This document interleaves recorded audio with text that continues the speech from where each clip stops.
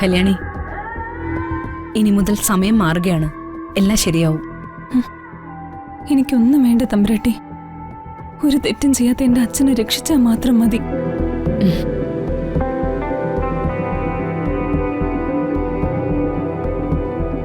എന്നാ ഞാൻ ഇറങ്ങട്ടെ.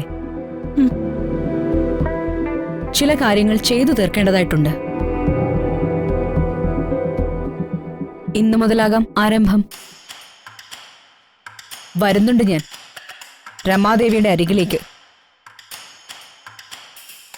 കാണുമ്പോ രണ്ടുപേരും ആശ്ചര്യപ്പെടണ്ട, പരിചയഭാവം കാണിക്കുകയും വേണ്ട. എന്നാ വീണ്ടും കാണാം.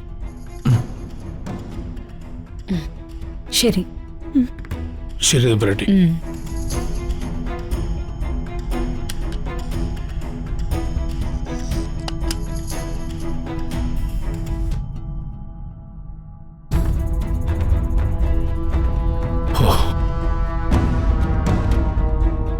നരേന്ദ്ര, കുഞ്ഞുങ്ങളാകെ പേടിച്ചു നിൽക്കുക.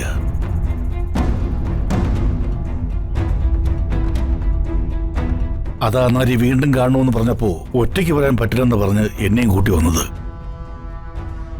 കുഞ്ഞോൾ ഇത്രയും പേടിക്കുന്ന ശത്രു ആരാ? അറിയാമെങ്കിലൊന്ന് പറ. ഏതായുധമാണ് കരുതി വെക്കേണ്ടെന്ന് ഇപ്പോഴെങ്ങ് തീരുമാനിക്കാമല്ലോ. ഒറ്റാല് വെച്ചാ വീഴുന്ന കിളിന്ത് ശത്രു അല്ല, പറന്നിറങ്ങിയിരിക്കുന്നത് ഒരൊന്നൊന്നര ശത്രുവാ. ആദ്യം അതിനെ താങ്ങാനുള്ള മനസ്സുറപ്പുണ്ടാക്കി വെക്ക്. കുഞ്ഞുമോളും കുഞ്ഞുമോളുടെ ഈ ആങ്ങളെയും. നരി,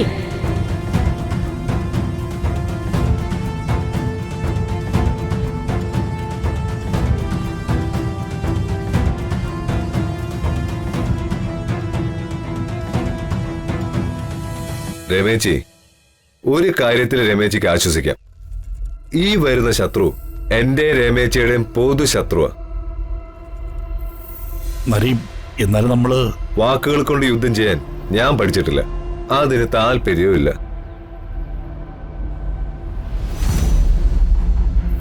എതിരെ വന്നതിനെ കൊന്നൊടുക്കിയ അനുഭവം. ഇനി അത് തന്നെ എന്റെ യുദ്ധം. ഒന്നുകിൽ യുദ്ധക്കളത്തിൽ ചത്തു മലച്ച് വീഴും, ഇല്ലെങ്കിൽ തിരികെ നടക്കുമ്പോ ശത്രുവിന്റെ അറുത്തെടുത്ത തലയുണ്ടാവും ഇടം കൈയിൽ. ഓ, കേൾക്കുമ്പോ തന്നെ പേടി തോന്നുന്നു എനിക്ക്. ഭദ്രമാമ, ആകാശത്ത് നല്ല കോള് കയറുന്നുണ്ട്. മഴയ്ക്ക് മുമ്പ് വീട് പിടിക്കാൻ നോക്ക്. ഓട്ടെ ചേച്ചി.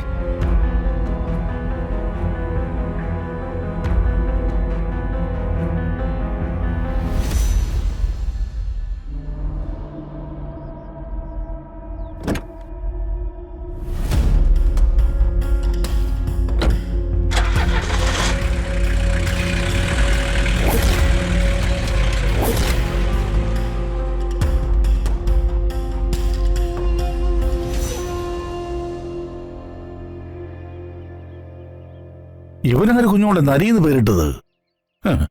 ഇവൻ നരിയല്ല, കരിമ്പുലിയ.